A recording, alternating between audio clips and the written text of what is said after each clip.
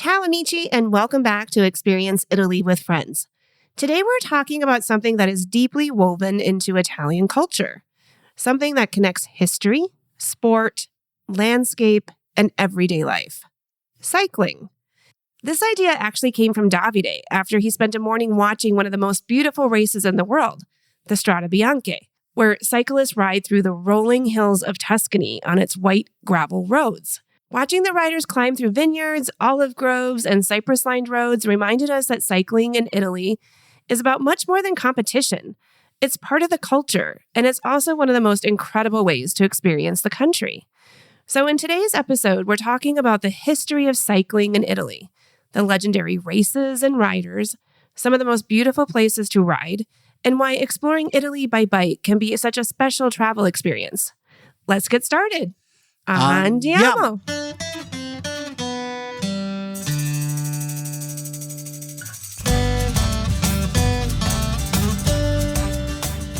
Experience Italy with Friends is a travel and lifestyle podcast where we will explore our favorite destinations and hidden gems, share key travel tips and cultural insights, and provide real-time updates about our move to this remarkable country. Join me, Tanya Razzo, an Italian travel expert and founder of Amici Vacations, and my Italian husband and producer, Davide Razzo, on a journey that is sure to inspire you and prepare you to create immersive and authentic experiences of your own in the beautiful country of Italy. Ciao, everyone, and thanks for joining us. I'm Tanya, and as always, I'm here with my husband and co-host, Davide. Ciao amici! I'm really excited about today's episode as we're talking about something that's very close to my heart. Cycling in Italy. Yes, this episode was actually your idea, Davide. And usually it's me coming up with the topics, but this one came from you after a pretty special experience last weekend. Yeah, it's my turn today. Come on. So, spring has finally arrived here in Italy, which means cycling season is back. And this past Saturday, I took my bike and went to watch one of the most beautiful races in the world, the Strade Bianche. The race starts and finishes in Siena in the famous Piazza del Campo, but what makes it so special, it's everything in between. The rolling Tuscan hills, the gravel Strade Bianche, of course, vineyards, olive groves, and those iconic cypress-lined roads. It really is one of the most beautiful landscapes in Italy, and exactly why we chose to live here, to be honest. It's definitely one of the reasons, Tanya. And while I was standing here waiting for the riders to come through, it hit me that cycling here is about so much more than just racing. It's part of the culture. Italy has a deep history with cycling, from legendary races like Il Giro d'Italia, to everyday people riding bikes to work, to the incredible landscapes that make the country perfect for exploring on two wheels. And that's when you came home and said, "Hey, Tanya, we need to do a podcast episode about cycling in Italy." I'm like, sure, cycling. First there was soccer, your lover's sport that you love. Now we're moving on to cycling. Why not? Of course, because cycling here is not just a sport. It's a lifestyle, Tanya. And it's also a great way to experience Italy as a traveler. True, though you said the same thing about soccer in a way. Of course, you can travel to stadiums, so... Anyway, so in today's episode, we're going to talk about the culture of cycling in Italy, and reveal some of the most iconic places to ride and explain why exploring the country by bike can be, a really incredible travel experience, taking it a little bit slower. And, for this one, we're actually switching roles a little bit. Davide will be sharing more of the personal perspective as a cyclist, and I'll jump in with questions and some of the travel insights along the way. Yes. So today, Tanya, you're interviewing me. We'll see how this goes. But before we dive into the cycling culture, let's share a quick update on life here in Montepulciano, because yet again, the past couple of weeks have been pretty full. Yeah, very full, mostly because we officially started remodeling our place. Yeah, and let me tell you, renovating in Italy is definitely a little different than in the US, and we just got started. There are a lot of people involved, like architects, designers, contractors, surveyors. It feels like a small village of people who are going to help us do some fairly easy remodeling. I know, and everybody wants its piece of cake, of course, but someone has to keep them all organized. So apparently that job is mine.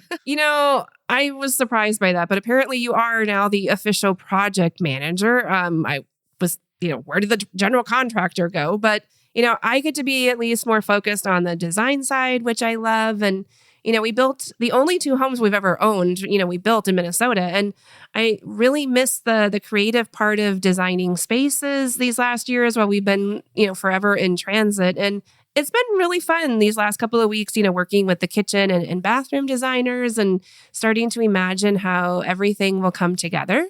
Well, and you also created many vision boards.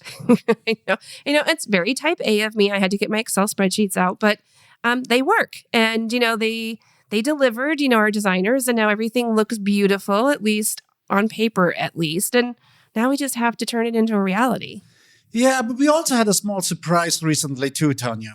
Yeah, the apartment we're currently renting actually sold. I don't know if we mentioned this before, and it was a couple of years that it was on the market, and we've been happy renting here and thought, we'll just extend for a few months. And then, of course, Murphy's Law. Yeah. Oh, guess what? We sold the apartment, so you need to be out by the end of the month. Yeah, and they created a little bit of stress because our renovation won't be done until we didn't even start. So, well, for a moment, we thought we might actually be homeless during this renovation phase, which would have been an adventure. Luckily, we found another place in the historic center. So we'll be right there in the heart of town. So we can walk to our place if they need some supervision. I'm sure you'll be there more than they want you. But no, we'll be close to the action, but more importantly, close to our place. But I also, want to start building more connections in town. So I'm happy we don't have to delay that until the fall. Like we've just been kind of waiting. So I'm thrilled that worked out. So we have a home, still a lot of moving ahead of us and organizing, but the timing actually works well because now it's spring and it's been such a rainy winter, but now finally the temperatures are warming up, the trees are budding, and everything is turning that beautiful chartreuse green. What? What did you just say? What word was that? I know. I mentioned this before too, and he's like, I have never heard of that word chartreuse before. Chartreuse? It even sounds kind of French, no? I think it's chartreuse, maybe. No. What does that mean? I'm sorry. It's that really light lime green. And, that first budding leaves green is grass. It's that fresh, bright. I love it. Yeah, okay. But hey, I think it's the best time of year, I think. No, it is. I don't know. It competes with fall too, but I just get so excited when things wake up and spring is here and finally some of the dreary winter is behind us. And, it's also the start of cycling season and you finally got the bike out and have got on a few rides. You were just anxious to get out there. Yeah, it's so much fun. I need to get you to break out your bike and join me for once. Maybe, one day I will. We brought the e-bike for a reason. We shipped it over but I will be going out on a much shorter ride, at least initially, because to be quite frank, those hills scare the heck out of me. So, but let's, get started and let's start with the bigger picture. Watching the race, last weekend, made you realize that cycling is more than just a sport here. So, tell us, why is cycling such a big part of the culture? Yes, cycling is deeply rooted in Italian culture. It's not just something people watch on television or go to the place to watch it. It's been part of everyday life for generations. Let's go back. Back in the late 1800s and 1900s, bicycles became one of the main ways people moved around. So, you either had donkeys or bikes. So, okay. So they were used to go to work, to visit family, to run errands. Everything, cars were pretty much expensive still, or there were no roads for that. Hey, I just had a thought. I hadn't thought of this before, but in that movie, Life is Beautiful. Yeah. He was always running around on his bike. There you go. So, but even today, you still see in some Italian cities like Ferrara or Bologna, they still have this high cycling culture where people use the bike to as normal transportation. Huh, that's interesting because in the US, cycling is often more of a hobby or a sport. Like here, it sounds like it started as something like much more practical and a way to get around and I guess advance from donkeys. Yeah, I mean, I remember too, my nonno, that he had a bike and he used to commute to work. And I remember one time I asked him if I could ride it. And so he gave it to me and he was watching me very closely the entire time because he was afraid I would break it. And if it would have happened, he would have no way to go to work the next day. So I hope you didn't. No, I did not. So, I mean, the bike wasn't just a toy. It was a tool. Yeah, it's transportation. So, yeah. Well, that really puts it in perspective. And, but Italy has also become famous for building some of the best bicycles in the world, right? Yes. In fact, Italy played a big role in the development of the modern bike. In 1885, a man named Edoardo Bianchi in Milan created one of the first safety bikes. It replaced the dangerous high-wheel bikes with 2 equal-sized wheels and rubber tires. Much closer to what we ride today. Do you remember those bikes with the one big ride in the front and the little one in the back? Yeah, it made no sense to me. But, so that was replaced. Bianchi, I actually even know that name because you prayed for a Bianchi for a special birthday not too many years ago. I had a Bianchi, so... Anyway, after that, Italy became home to many of the most famous bike brands and its components, like Bianchi, Colnago, Pinarello, Cinelli, and Campagnolo. These companies helped define the style and technology of modern road cycling. So cycling really became part of Italian industry and culture at the same time, it sounds like. Exactly. And there's even a religious connection. Oh, which is geez. very Italian. Cyclists actually have a patron saint, the Madonna del Ghisallo. There's a small chapel dedicated to her near Lake Como on top of a hill that cyclists often climb. Inside the chapel, there's bikes and jerseys donated by famous riders. Huh. For many cyclists, it's almost like a pilgrimage site. Huh, that's cool. But, I have to say, only in Italy would cycling have its own saint. Yeah. And a very beautiful chapel, too. Okay, so cycling started as everyday transportation, then it became a big industry and even part of the culture. But, it also turned into a major sport, which I know is where a lot of big Italian cycling legends come in. So maybe next we should talk about the races and the history of professional cycling in Italy. When did racing become such a big deal? Professional cycling really exploded in Italy early 1900s. And interestingly, many of the races were actually created to help sell bicycles. So one of the most important players was the Italian sports newspaper La Gazzetta dello Sport. They started organizing major races to build excitement around the sport. So cycling races were basically early marketing. Yeah, exactly. And some of the races they created are still among the most famous in the world today. For example, La Milano-San Remo was created in 1907, or Il Giro di Lombardia, created in 1905.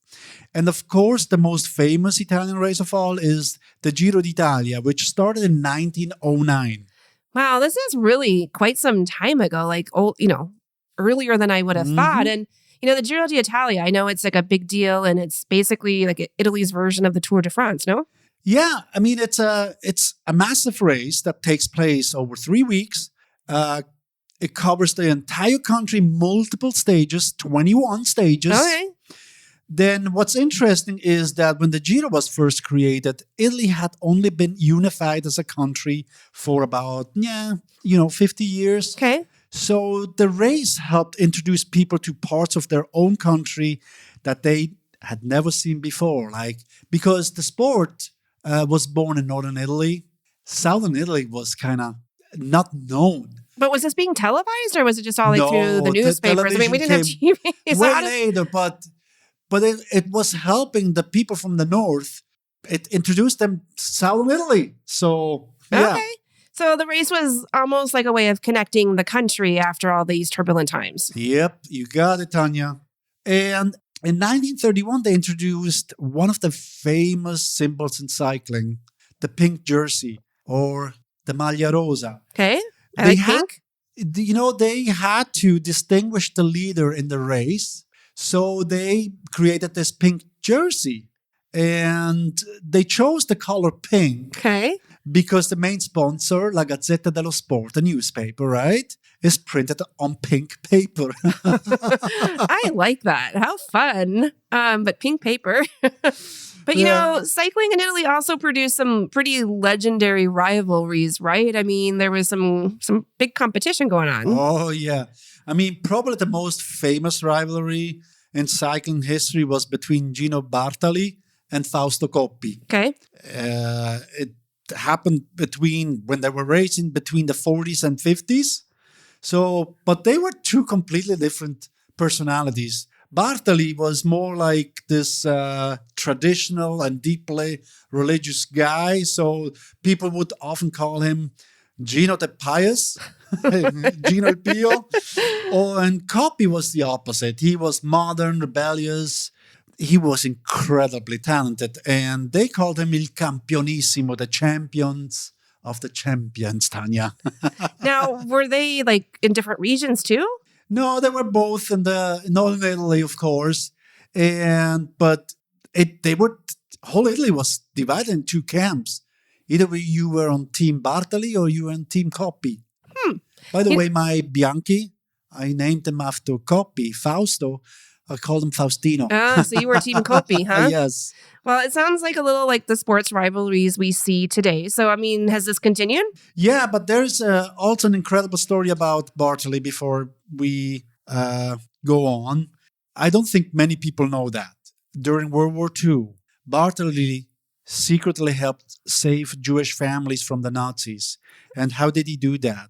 So he would ride his bike long distances pretending he would train.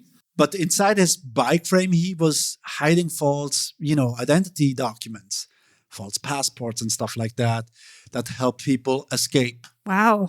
So, because he was famous, soldiers usually didn't stop him. Everybody knew who he was. So, that's really incredible. I love that story. Yeah, He was a true hero. I think they made a movie, and I don't know if it's on Netflix or on one of the streaming services.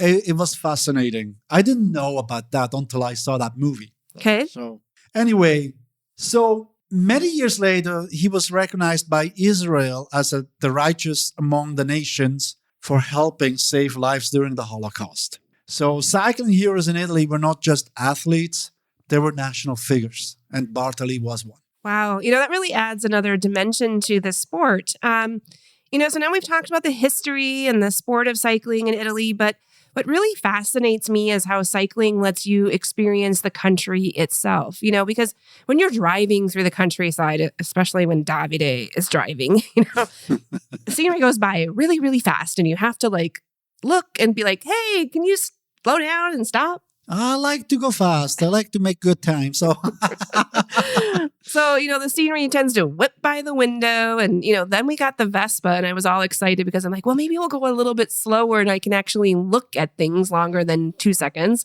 But, biking slows things down even more and in a good way. Like you get to really see the landscape, the vineyards, the villages, the details you miss when you're whipping by. So, but the hills, those are real. Those scare me. Who are you telling, Tanya? I remember when I started cycling here last year, I was dead. I walked up a couple hills and not today anymore, but no. And you wonder why I don't want to get out there with you. My e-bike is definitely going to get a workout and, I'm literally kind of scared, but I'm going to do it. And Tuscany is hilly. But it's definitely not flat. But actually, one of the things that also inspired this segment was a story you told me about your first time cycling in Tuscany. Tell us. Yeah, I mean, that was my very first trip to Tuscany. And, 2 friends and I packed our bikes, took the train to Florence from Basel. We even had a small trailer attached to one of the bikes to carry our luggage. And every day, we rotated to pull that thing. It sounds like a punishment. Yes. At least you rotated and it wasn't drawing straws every day. I did not plan the routes, and so I was praying that when it was my turn, that it wasn't too hilly. But anyway, so we had no hotel reservations, we had no restaurant plans, nothing. We just started riding. We arrived in Florence, put our bikes together, and put the trail on one bike, and we rode from Florence to Siena along the Chiantigiana Road, the Strada Oh my God, it's such a beautiful 222. road. Beautiful. I mean, it was challenging because of the hills, but the scenery was incredible. Vineyards, cypress trees, beautiful. Chianti is pretty mountainous too. And, but as you describe this, this is basically the Tuscany people imagine when they think of Italy and like the beautiful countryside. So what an incredible way to get introduced. I mean, yeah, we spent a whole week biking, and we eventually ended up on the coast near Castiglioncello. We spent about a couple of days there on the beach. That's where you lost your wallet, right? Yes, I did. Yeah. Anyway, I mean, for me, it was one of the best travel experiences. So. Yeah, I know you talk about it a lot. But today there are actually a lot of ways travelers can experience something similar, but maybe with a little bit more comfort. And, there are cycling tour companies all over Italy that help organize multi-day bike trips. What do you know about them? Yeah, I mean, they make it on you very easy. Basically, you can bring your own bike, but most companies will also provide you a bike or an e-bike if you're not a strong cyclist. I mean, it's great for people that want the experience but don't have the skills to do it. So just do an e-bike. Huh? Or the quads. Yeah, or whatever. But what's beautiful is that, they take care of everything: logistics, guides, mechanics, luggage transfers, and hotel reservations. And those hotels, those companies, they specialize in luxury. So it's luxury resorts with spa. So when you get back, they have merenda ready for you, like a snack. And then you can have massage, spa, everything. Wow. So, you get the adventure, I guess, but you're not pulling a trailer behind you. And sounds like a pretty luxurious treatment. Exactly.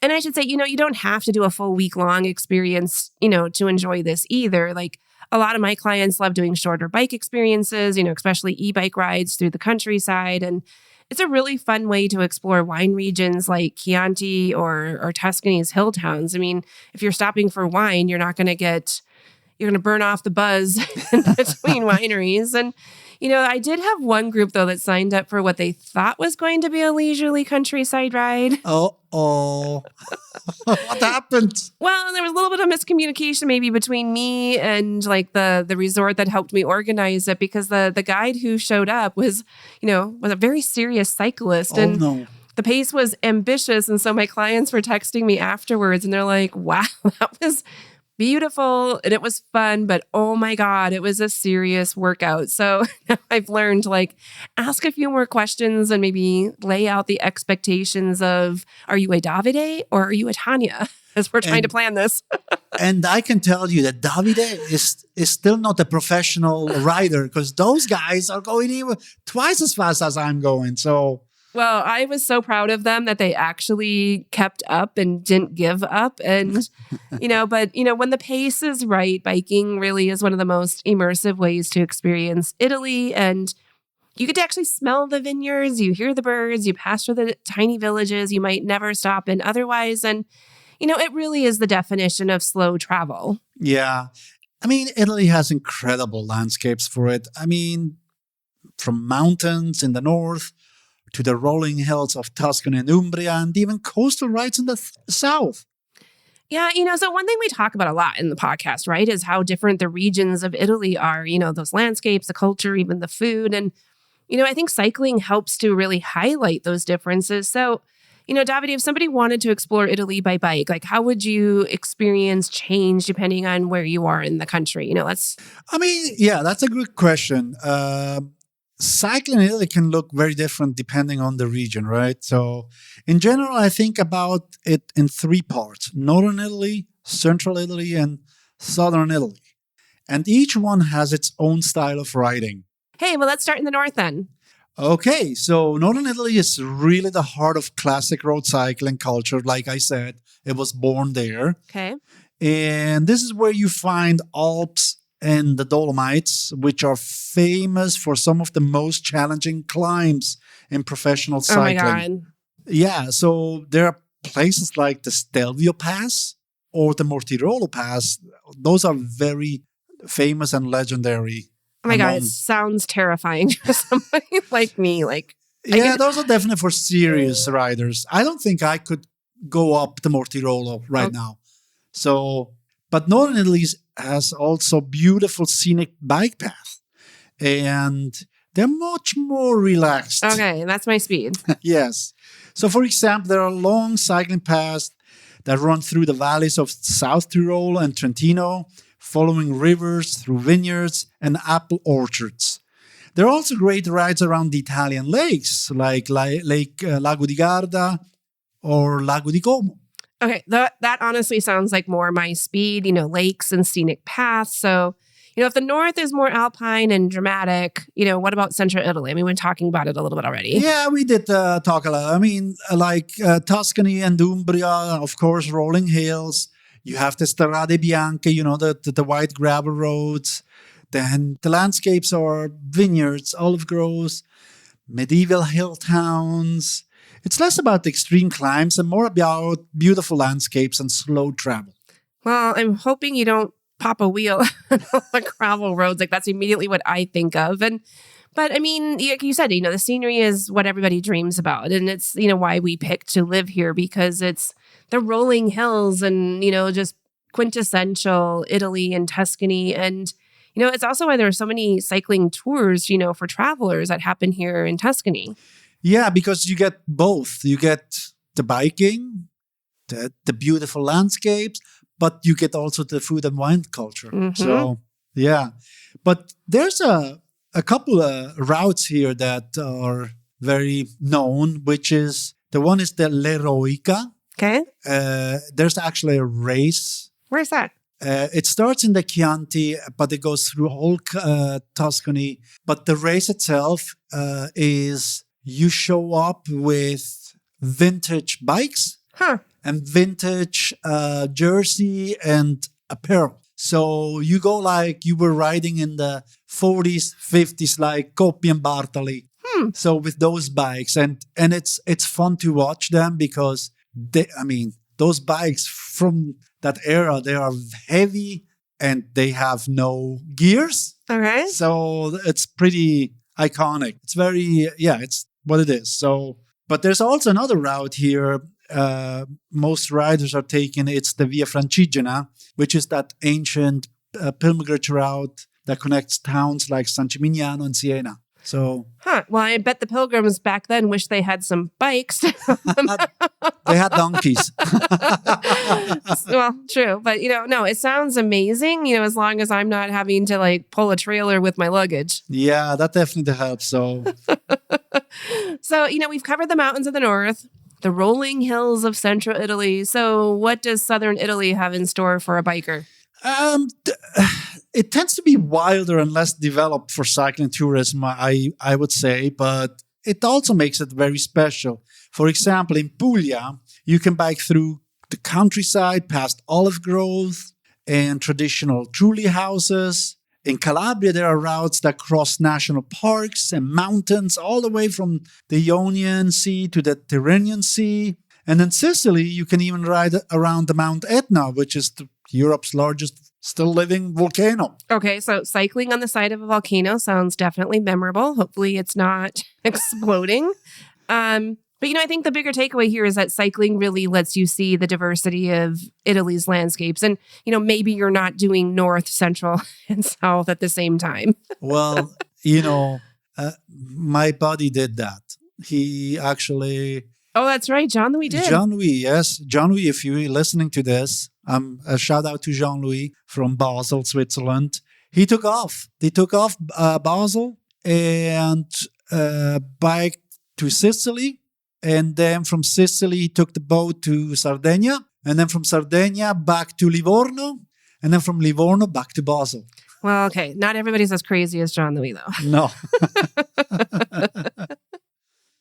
I mean, what he did and what most people do is, you experience the country in such an intimate way. I mean, you're not just flying by, you actually passing through the landscape. You're actually a part of it. So, no, I think it's cool. I mean, it's so amazing. And, but before everybody jumps on a bike and heads out into the countryside, we should probably talk a little bit about safety and a few practical things people should know because, I know, some people can be pretty nervous about it. And it's something you mention a lot to me, like, especially when we were living in the US and then the difference of coming here. Yeah, there are definitely a few important things to keep in mind, Tanya. But honestly, I often feel safer riding on roads in Italy than in the United States.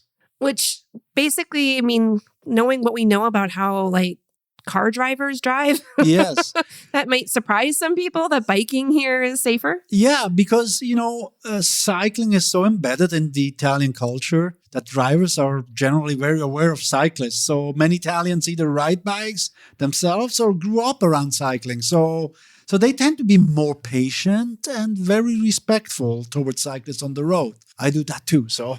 Yeah, that's definitely something I've noticed too. And, but even so, there are still a few things riders should know if they're biking in Italy, right? Yeah, there are some basic rules and habits that help keep things a little bit more safe. For example, helmets, they're not legally required for adults here in Italy. Really?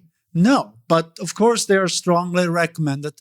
I recommend it. So, me too. The guy who fell over his bike and hit his head on the road. Yep. Then, also, when you ride at night, you need lights, front and back. Actually, I need to put them back on my bike. Even riding during the day, it's actually nice to have them on so people see you from far away. No, I appreciate it because they blink, right? Yeah. And that blinking kind of catches your attention. You don't really notice someone's on the side of the road necessarily. And then if you're riding outside of town after sunset, you're required to wear reflective gear as well.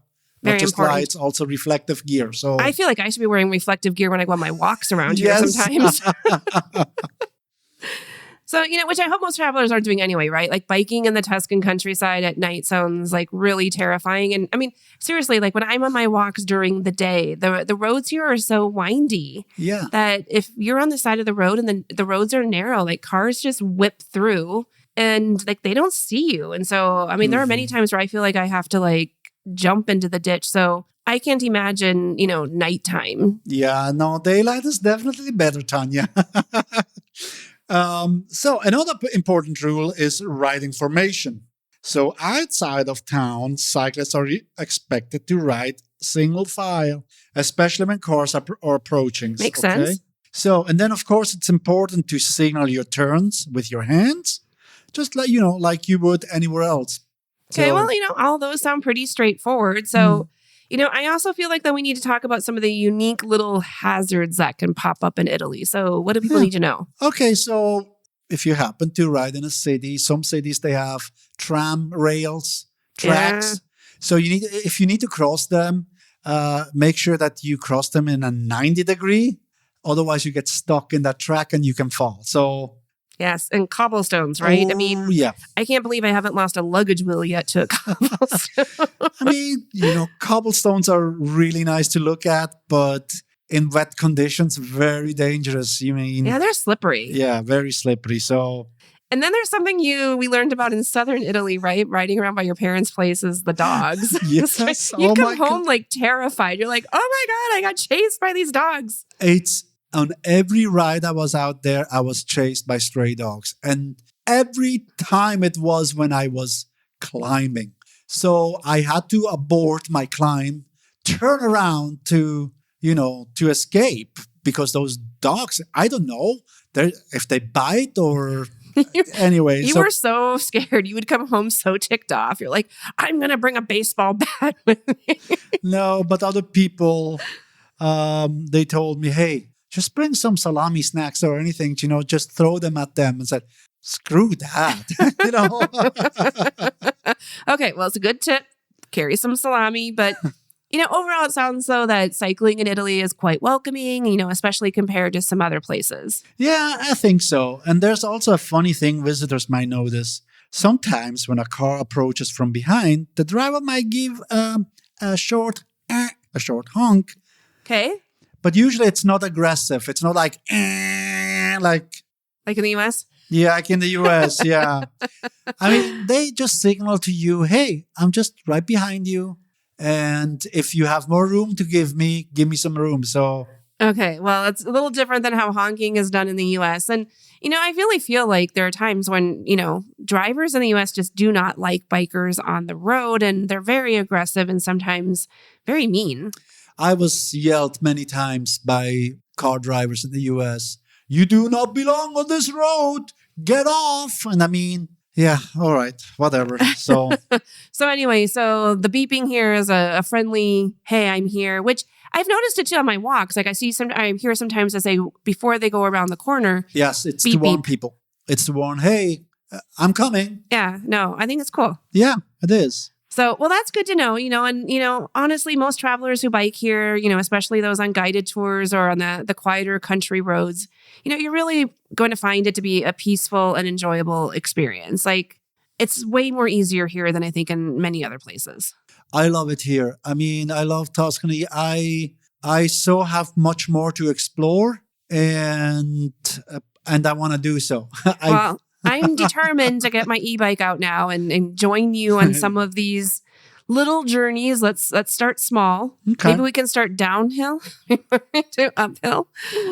Anyway, so yeah, cycling has clearly a lot to offer here in Italy, Tanya. And I mean, it's incredible scenery, this culture, that's deeply rooted. And there's some amazing ways to explore this country by bike. No, I agree. Anyway.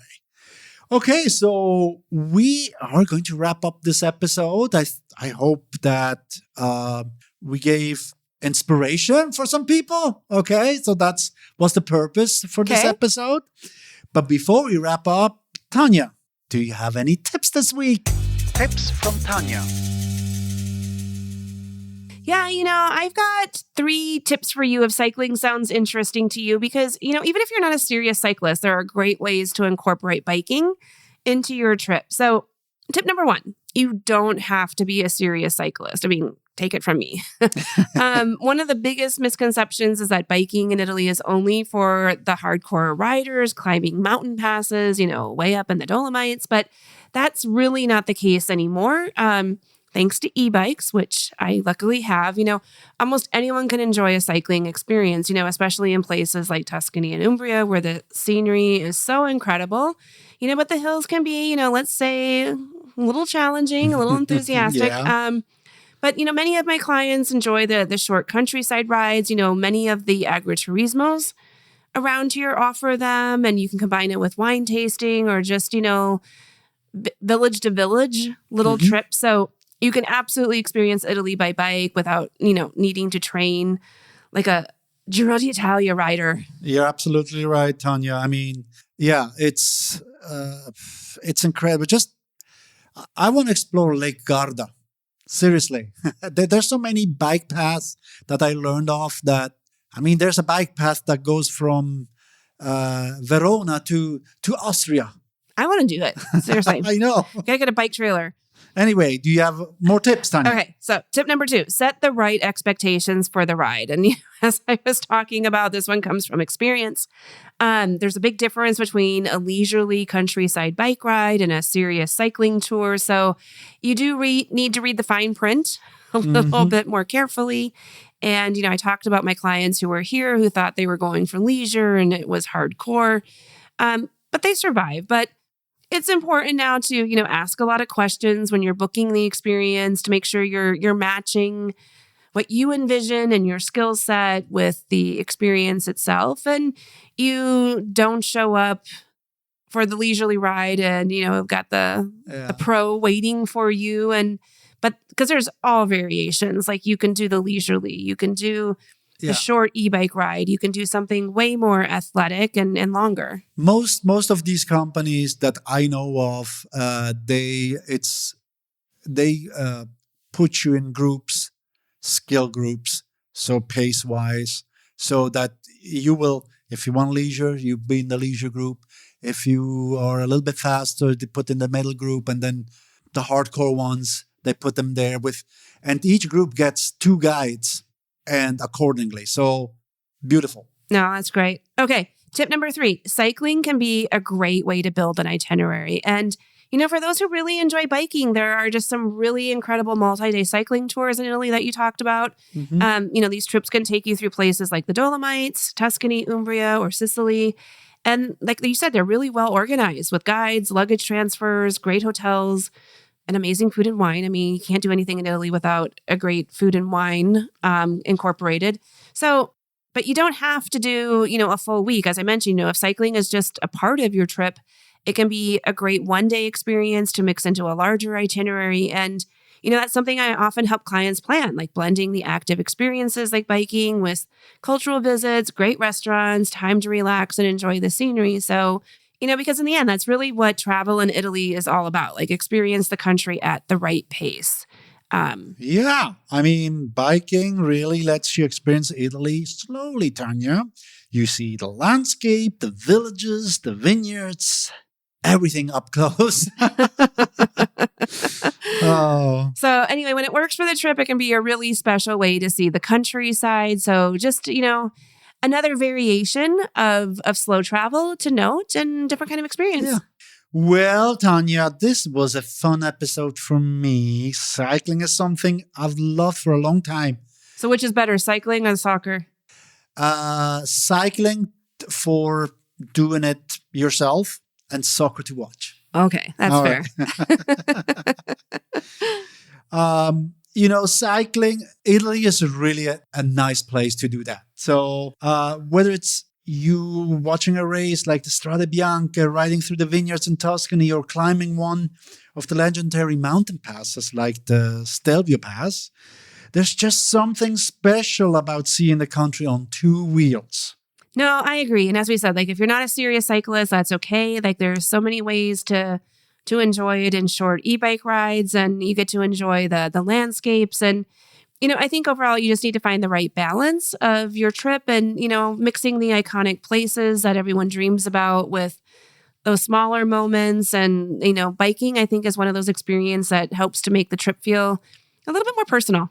Exactly. I love it. I love it. And, sometimes a bike ride through the countryside is one of those moments. So, hey, it's been a fun episode. If anyone has questions about cycling through Italy, send us an email, or better yet, reach out and join our Facebook page, Experience Italy with Friends, and let us know what's on your mind, and happy to answer any questions. Yeah. I mean, can you answer some questions about cycling, Tanya?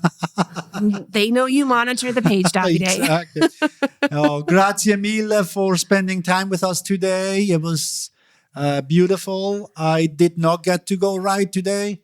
I was planning to go, and then it started raining in the afternoon. You got to get up early. I've been learning. Get out there soon.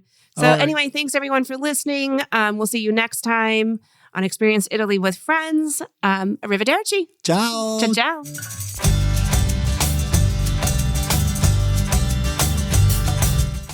We hope you've enjoyed Experience Italy with Friends.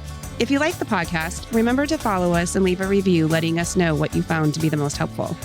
And if you want expert advice or assistance in creating your own immersive and authentic experience in Italy, visit us at www.amicivacations.com.